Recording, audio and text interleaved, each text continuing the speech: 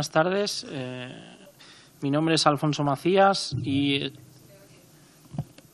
estoy aquí para presentarles el tema que vamos a hablar hoy en este directo online. Es fibrilación auricular no valvular y cardioversión eléctrica que aportan los nuevos anticoagulantes orales. En primer lugar, agradecer a la Sociedad Española de Cardiología el haber organizado este evento y en darnos la oportunidad de participar en él. También a los laboratorios Bristol y Pfizer por su colaboración y tanto a las personas aquí presentes como a las que nos siguen online.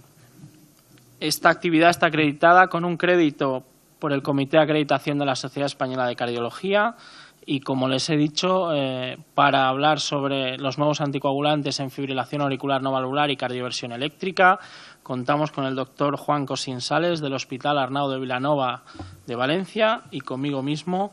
Y sin más preámbulos, vamos a comenzar con la primera presentación, que se titula Prevención del ictus en la cardioversión por fibrilación auricular. Juan, cuando quieras.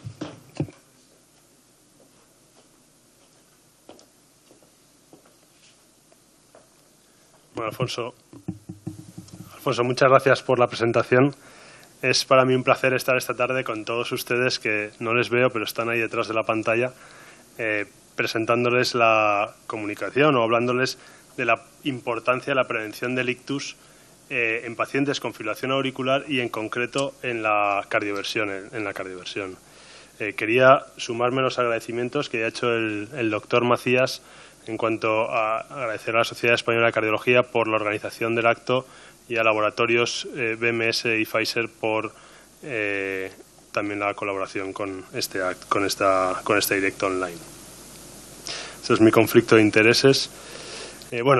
Todos ustedes saben que la fibrilación auricular es un proceso largo en el tiempo que normalmente al principio es silente, o sea, el paciente no lo nota, y posteriormente ya empieza a notar los primeros episodios, se hace paroxística y puede evolucionar a persistente, incluso permanente. Para evitar esta evolución o para enlentecerla, la cardioversión eléctrica juega un papel muy importante, y en este gráfico de las guías de la Sociedad Europea de Cardiología, que se publicaron en 2010, yo creo que es una de las figuras más repetidas porque representa muy bien todo lo que es el curso natural de la fibrilación auricular. Como ya he dicho al principio, la cardioversión juega un papel importante, especialmente en aquellos pacientes que decidimos el control del ritmo, pero lo que yo creo que es absolutamente importante en la fibrilación auricular, ya sea en pacientes que van a ser cardiovertidos o en general, en fibrilación auricular, es la anticoagulación. Y es de lo que vamos a hablar principalmente en esta sesión. Respecto a el control del ritmo o el control de la frecuencia, ha habido mucho debate con esto. Varios estudios como el Hot Café, la FIRM, el PIAF, varios estudios no han conseguido demostrar que el control del ritmo, es decir, intentar mantener siempre el ritmo sinusal, sea mejor o mejor el pronóstico de estos pacientes, pero hay algunos datos, como son los datos de este subanálisis o un análisis por on treatment del estudio AFIRM, que nos dan alguna evidencia que el control del ritmo o mantener al paciente en ritmo sinusal puede ser beneficioso. Recuerden ustedes que el estudio AFIRM randomizaba a los pacientes a dos estrategias de tratamiento. Uno era controlarles la frecuencia cardíaca y el otro era controlarles el ritmo, es decir, mantenerlos en ritmo sinusal. Pero muchos de los pacientes que estaban en el brazo de ritmo sinusal pasaban o caían de nuevo en fibrilación auricular, a algunos se les retiraba el anticoagulante, con lo cual hubo algún problema. Pero en este estudio en el que se analizaba por tratamiento, fíjense ustedes como el permanecer en ritmo sinusal durante el estudio, independientemente del brazo de tratamiento o el brazo del estudio, el permanecer durante el estudio en ritmo sinusal se asociaba con una reducción del 50% del riesgo de mortalidad. También se relacionaba con esto el uso de warfarina. O sea, sabemos, y ya lo he dicho al principio, que el mantener la anticoagulación, que la anticoagulación es básica para evitar las complicaciones en pacientes con fibrilación auricular, y en este análisis vemos cómo el uso de anticoagulante reducía a la mitad el riesgo de eventos. Y por el contrario, aumentaba el riesgo de eventos el uso de fármacos antiarrítmicos. Todos ustedes saben que los antiarrítmicos ocasionan proarritmia y pueden ser potencialmente malignos o perjudiciales para nuestros pacientes. Pues bien, las guías de la Sociedad Europea de Cardiología nos dan algunas pistas sobre qué pacientes intentaremos utilizar la estrategia de control de frecuencia y qué otros el control del ritmo. Y se basa sobre todo en los síntomas. Pacientes ancianos o poco sintomáticos o asintomáticos se opta normalmente por el control de la frecuencia y, en cambio, en pacientes que están sintomáticos a pesar del control de la frecuencia, pacientes que tienen síntomas de insuficiencia cardíaca o taquimiocardiopatía, se opta por el control del ritmo. En pacientes jóvenes sintomáticos en los que no se haya descartado la ablación y para evitar que la aurícula se dilate o que posteriormente una ablación sea menos eficaz, se opta por el control del ritmo inicial, es decir, por la cardioversión, y en pacientes en los que tengan una fibrilación auricular secundaria a un sustrato o un desencadenante, como puede ser un hipertiroidismo o una cardiopatía isquémica, también se prefiere la estrategia de control de ritmo. ¿Y cómo lo hacemos? Pues yo creo que todo esto ustedes lo saben. Hay dos formas, la cardioversión farmacológica y la cardioversión eléctrica. Cada una tiene sus ventajas y sus inconvenientes. La cardioversión farmacológica es menos eficaz, pero muchas veces los pacientes lo prefieren porque eso de darle el choque al paciente a veces le asusta y resulta, cuando les ofreces lo de intentarlo, por lo menos la cardioversión farmacológica, pues siempre lo prefieren. Pero ya digo, es menos eficaz, tiene también la ventaja en que no requiere sedación y bueno, tenemos varios fármacos que lo podemos utilizar. Destacar tal vez el Bernacalan, que especialmente en fibrilación auricular de corta evolución, de menos de 7 días de evolución, es muy eficaz, sobre todo es muy rápido más que muy eficaz, una eficacia del 60%, ¿no? Y el riesgo real de la cardioversión en el paciente con fibrilación auricular es el embolismo. Yo creo que todos lo tenemos que tener claro y esto es lo que tenemos que luchar.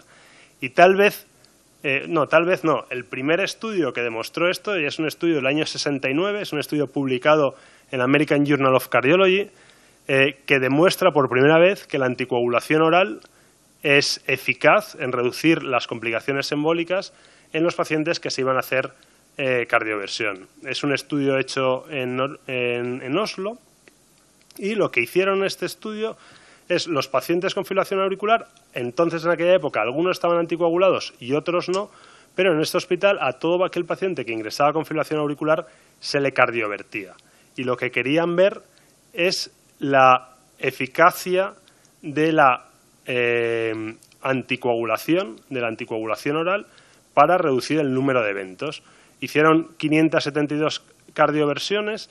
Tengo que decir que la mayor parte de pacientes que recibían anticoagulación eran pacientes que tenían cardiopatía reumática. Prácticamente el 40% de estos pacientes tenían cardiopatía reumática, con lo cual los que recibían cardioversión tenían mayor riesgo de ictus.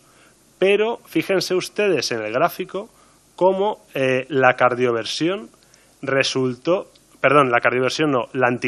oral resultó realmente eficaz en reducir el número de embolias, ya sean ictus o embolismo periférico, pasando del 0,7% al 5,2% en aquellos pacientes que no se les utilizaba anticoagulación oral.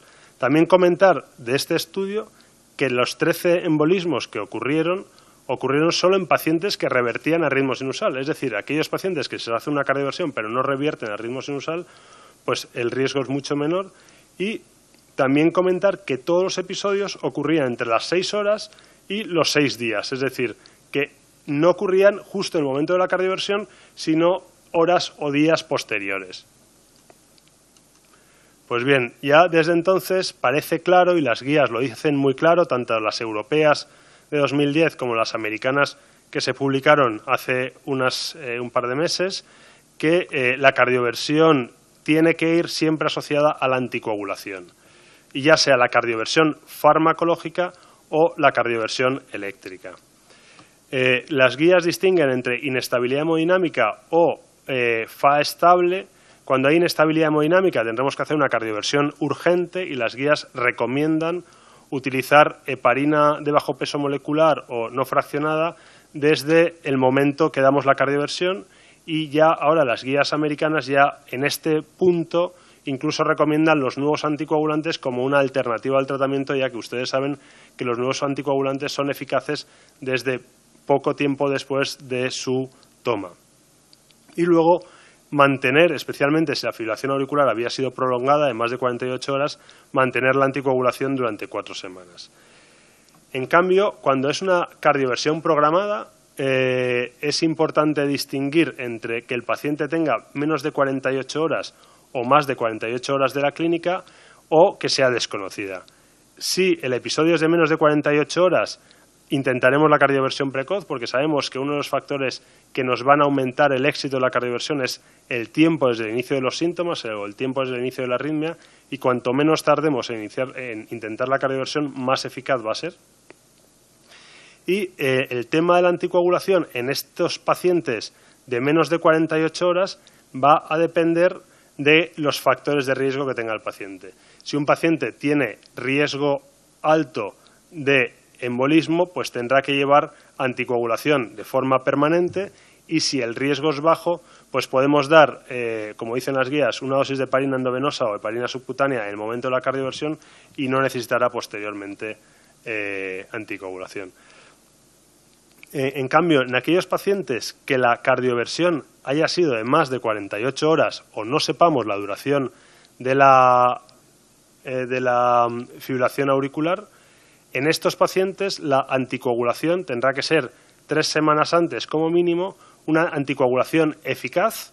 Haremos la cardioversión y luego tendremos que mantener la anticoagulación durante al menos 4 semanas si el paciente no tiene factores de riesgo de embolismo, o la anticoagulación sea indefinida en aquellos pacientes con factores de riesgo. También decir que todo esto puede ser sustituido, parte de esto puede ser sustituido por una ecografía transesofágica, pero en este grupo de pacientes, aunque utilicemos la ecografía transesofágica y descartemos la presencia de trombos en la aurícula, tendremos que mantener la anticoagulación posteriormente durante 4 semanas. Y en este brazo de tratamiento, las nuevas guías americanas también incluyen los nuevos anticoagulantes para esto. Pues bien, la anticoagulación que he dicho que es muy eficaz, la anticoagulación clásica, la anticoagulación con antivitamina K, que he dicho que es muy eficaz para evitar las embolias en estos pacientes, tiene algunos problemas, especialmente al inicio del tratamiento. Y uno de los problemas es el aumento de riesgo de ictus que padecen los pacientes cuando iniciamos la anticoagulación con antivitamina K. Y para mostrar esto traigo un estudio caso control hecho en Reino Unido con más de 70.000 pacientes, en el que se comparó en pacientes que se les empezaba la warfarina por fibrilación auricular y aquellos pacientes con fibrilación auricular que no llevaban tratamiento anticoagulante. Y fíjense ustedes cómo durante los primeros 30 días de tratamiento el riesgo de ictus aumentaba en un 70%, mientras que posteriormente claramente disminuía en un 50%, que es lo que estamos acostumbrados a ver en los estudios, que el riesgo de ictus en pacientes que llevan anticoagulación con warfarina se reduce en torno a un 64%. Pero en estos primeros 30 días el riesgo aumenta. Y esto puede explicar lo que pasó en los estudios Roqueta-F y Aristótel, que cuando los pacientes terminaban el estudio y pasaban de el apixaban o el rivaroxaban a la warfarina en modo abierto, sobre todo aquellos que nunca habían recibido warfarina tenían un alto riesgo de ictus, especialmente durante esa primera semana de tratamiento. Con lo cual, esto nos dificulta un poco. Fíjense ustedes que los pacientes que van a cardioversión es fundamentalmente 30 días los que llevan el tratamiento. Y no solo, en esos primeros 30 días, no solo aumenta el riesgo de ictus, la anticoagulación oral con antivitamina K, sino que también, como pueden ver en este registro de más de 120.000 pacientes canadiense, durante los primeros 30 días, esto es el riesgo de sangrado que tienen los pacientes con warfarina durante el seguimiento, un seguimiento de 13 años, fíjense como durante el seguimiento el riesgo medio es de en torno al 4% en pacientes que están anticoagulados con warfarina, pero en los primeros 30 días, y estas unidades hacen referencia a periodos de 30 días, pues fíjense ustedes como al principio del tratamiento, durante los primeros 30 días, que son los que empezamos en pacientes que van a ser cardiovertidos, este riesgo era de media en torno al 12%, y en pacientes con CHADS alto, CHADS mayores de 4 podía ser del 17%. Con lo cual vemos que en estos pacientes que les vamos a iniciar la anticoagulación para hacerles una cardioversión, pueden tener un riesgo aumentado de ictus y un riesgo aumentado también de hemorragia. Pero ya centrándonos en la anticoagulación en el campo de la cardioversión y hablando de esto, de las dificultades que entraña el inicio de la anticoagulación en estos pacientes, fíjense como este es un estudio, son datos de un estudio randomizado que comparaba el uso de enoxaparina versus heparina endovenosa más fenfrocoumon, es difícil, es el anticoagulante que utilizan en Alemania, el antivitamina K que utilizan en Alemania, comparaban ambos tratamientos para ver si los pacientes se cardiovertían, si tenían más riesgo o menos de ictus en alguno de los dos brazos. Pues lo que analizaron en este subestudio es de los 248 pacientes que estaban en el brazo de antivitamina K, el número de INRs que se les tenía que hacer para llegar a un objetivo y cómo estaban esos INRs. Pues fíjense ustedes que de los 2.373 INRs que se les hizo a estos pacientes, un 30% estaban por debajo de 2, es decir, infraterapéuticos, un 20% estaban entre 3 y 4 y otro 20% estaban por encima de 4, o sea, con un INR muy alto. Y solo un 30% de INRs que se hacían estaban entre 2 y 3. Esto nos da una idea de lo difícil que es llegar al INR objetivo durante este periodo de 30 días que requieren estos pacientes para llegar a la cardioversión. Y fíjense este último dato, solo un 10% de pacientes no tuvieron ningún INR dentro de rango, con lo cual nos hace una idea de lo complicado que puede ser esto. Pero es que el mal control de la coagulación en el momento de la cardioversión se relaciona con un aumento de las complicaciones embólicas. Y para esto, el estudio de Mark Gallagher, del grupo de John Cam en St. George's, en Londres, publicaron, esto es un estudio multicéntrico, en el que cogieron casi 2.700 cardioversiones que se hicieron, ya he dicho, en varios centros y vieron cómo estaba el INR en el momento de la cardioversión y el riesgo de ictus que se asociaba a ese INR. Y estos son los valores de INR de los pacientes y el número de cardioversiones que se hicieron, y esto aquí es en esta parte de la gráfica, el número de cardioversiones que se hicieron según el INR. Fíjense ustedes cómo por debajo, especialmente de 2,4 y especialmente por debajo de 2, aunque se hacían pocas cardioversiones, el riesgo de embolismo era mayor y esto pasaba hasta 2,4. Por encima de 2,4 el riesgo de embolismo prácticamente desaparecía. Con lo cual, fíjense ustedes de la importancia de una correcta anticoagulación en el momento de la cardioversión.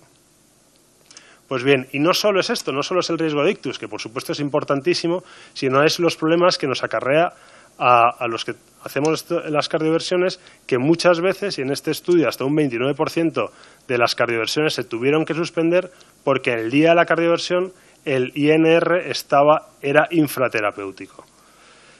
Pero ya centrándonos, y esta es prácticamente casi la última diapositiva, centrándonos en la vida real, en cómo utilizamos los antivitamina K en la práctica clínica. Estos son datos del Euroheart Survey de 2004, aunque se publicaron hace un par de años. Aquí ven datos de cardioversión farmacológica, datos de cardioversión farmacológica pero utilizada de forma endovenosa y datos de cardioversión eléctrica. Las barras azules, o la parte azul de la barra, hace referencia al uso de antivitamina K o anticoagulación, y fíjense cómo es está en torno al 50-60% en pacientes que se les utiliza cardioversión farmacológica y bastante mejor en aquellos que se les utiliza cardioversión eléctrica, en torno al 90%. Pero seguimos utilizando poco la anticoagulación en pacientes que les vamos a hacer cardioversión farmacológica. Y estos son datos más actuales. Esto es un registro europeo de pacientes que van a ser sometidos a cardioversión, solo pacientes que van a ser sometidos a cardioversión. Estas columnas de aquí hablan de cardioversión farmacológica, estas de aquí de cardioversión eléctrica, y fíjense ustedes como de nuevo, y estos son datos más actuales que debíamos estar mejor, pues no, en la cardioversión farmacológica el uso de anticoagulación es totalmente por debajo de lo recomendado. Incluso en cardioversión eléctrica el uso sigue siendo, no es del 100%, como debería ser. Hay prácticamente un 20% de pacientes que no se les utiliza la anticoagulación para la cardioversión eléctrica. Pues bien, con esto he llegado al final de mi charla y quería concluir con los siguientes mensajes. Lo primero que quiero decir es que la cardioversión es una técnica frecuentemente utilizada para el control del ritmo en pacientes con fibrilación auricular. Es una técnica segura y el riesgo de embolia es la complicación más temida, pero que se soluciona con una correcta anticoagulación, que en la mayor parte de casos la tendremos que utilizar 3 semanas antes, cuando sea una cardioversión programada de pacientes que tienen con fibrilación auricular más de 48 horas, 3 semanas antes hacer la cardioversión y posteriormente 4 semanas. Y que esto, ya he comentado, puede ser, estas 3 semanas previas puede ser sustituido por un eco transesofágico que descarte la presencia de trombo. Ya he dicho que hay datos que apuntan que el inicio de la anticoagulación, especialmente con antivitamina K, es complicado por el aumento de riesgo de ictus que puede tener o el mayor riesgo de sangrado que hay al principio de la anticoagulación por lo difícil que es llegar a un INR objetivo, y que una incorrecta anticoagulación en el momento de la cardioversión aumenta el riesgo de embolia, esto es un dato muy importante, y provoca múltiples cancelaciones de procedimiento con los problemas que nos acarrea.